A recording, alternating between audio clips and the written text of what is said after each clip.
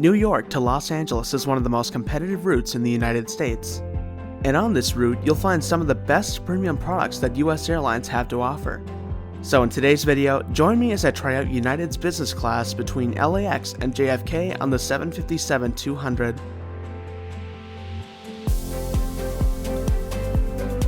Hello everyone, my name is Logan Aviation.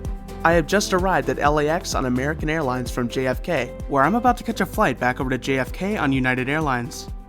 I have a few hours to kill here at LAX, so I walked around the international terminal for a little while. Eventually, I made my way over to Terminal 7 using the airside tunnels. After a 14-minute walk, I made it to Terminal 7. I still have about 2 hours until my flight leaves, so I made my way over to the United Club. If you're flying business class on a qualifying transcontinental route, you will have complimentary access to the United Club. However, this type of ticket will not grant you access to the United Polaris Lounge. The United Club at LAX is located next to Gate 71A. You will enter on the ground floor, and once the agents check you in, you'll take the escalator up to the lounge. The lounge is quite spacious and has plenty of comfortable seats. On the other side of the lounge, you'll find a buffet with a decent selection of food. Across from the buffet, you'll find a bar with a decent selection of alcoholic beverages. My favorite feature of this lounge by far is the outdoor terrace, which offers spectacular views of the apron. For an aviation geek like me, this is heaven. Here's the aircraft that'll be taking me over to JFK. This Boeing 757 is 23 years old. It was delivered to Continental back in 1999 and was handed over to United in 2011. Now let's head downstairs and get on board this bird. I boarded with Group 1 today, so I was one of the first ones to board. If you want to know when I upload a new video, feel free to tap the subscribe button and turn on post notifications. That way you'll be one of the first ones to know when I upload a new video.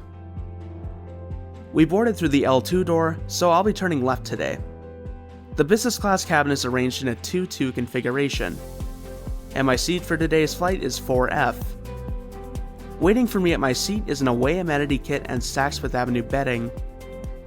Inside the amenity kit, you'll find a dental kit, lip balm, earplugs, and a sleep mask. In front of me, there's a 15.4-inch IFE screen. It can be controlled by touch or the built-in remote. United offers these noise-canceling headphones to business class passengers. The sound quality was okay, but the noise canceling wasn't very good. Below the IFE screen, there's a small storage shelf that can be used throughout the flight. And down by your feet, you'll find a small cubby for your shoes. Above my right shoulder, you'll find another storage compartment complete with a universal power outlet, as well as a water bottle holder. On the center console, you'll find your basic seat controls. And underneath the seat controls, you'll find the tray table, which is stored neatly in the center console. Next to the tray table, you'll find the remote for the IFE screen.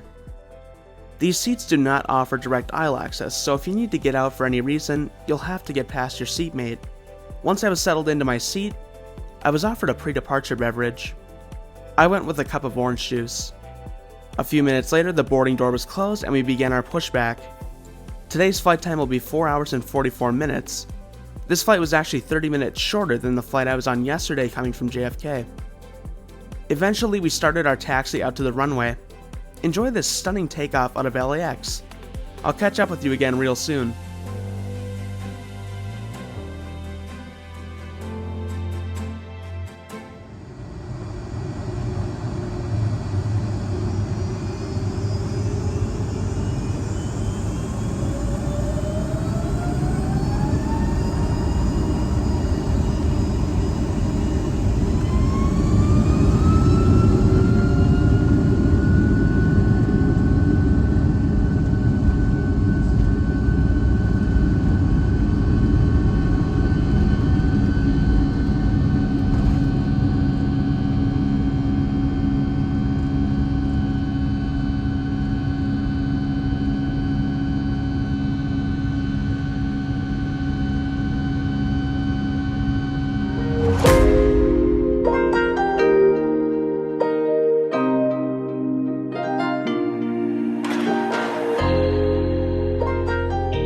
Now that we're in the air, let's pull out the tray table and get ready for breakfast. For today's flight, we were given two options, French toast or the quiche. I went with the quiche. It came with a croissant as well as a bowl of fruit and some yogurt. This meal was delicious, and it was definitely better than some of the other meals I've had on United recently. Now that breakfast is over, let's take a look around the cabin. There are 16 business class seats arranged in a 2-2 configuration. Behind business class, you'll find 153 economy seats arranged in a 3-3 configuration. There's still about 3 hours left in the flight, so I decided to recline my seat into a bed to get some rest. The bed is quite comfortable, however it is a bit narrow, and the footwell is pretty cramped. But that Saks Fifth Avenue bedding really makes up for it. After about an hour of sleep, I woke up as we were passing over Lake Erie. A few minutes later, the flight attendants came by offering a pre-landing snack. I was given a fruit and cheese platter along with some crackers. I thought this was a nice touch. The IFE system is pretty outdated, but it still has plenty of options to choose from. Something to keep in mind is that United is in the middle of retrofitting their 757-200s with a new interior. In fact, I was on one of these retrofitted 757s a few weeks ago. This 757 had the latest version of the entertainment system, and the seats were refurbished with new upholstery. I also noticed some rebranding. Wi-Fi was available on this flight for $8, and it worked pretty well for the short amount of time that I used it. Before long, the seatbelt sign came back on and we started our descent over the New York area. In the distance you can see Newark Airport, United's major NYC hub. But instead of landing here, we'll be continuing for another 27 miles as we make our way towards JFK.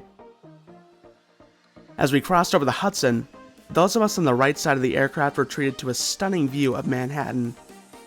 It's views like these that leave me speechless. Eventually, John F. Kennedy Airport came into view. For those of you who might not have been aware of this, United secured temporary slots at JFK in 2021, but after 581 days, United had to pull out of JFK again on October 29th, 2022. I'm just glad I was able to experience this unique flight before it was gone. Overall, this was a great flight, and I think these seats would be great for couples who are traveling together.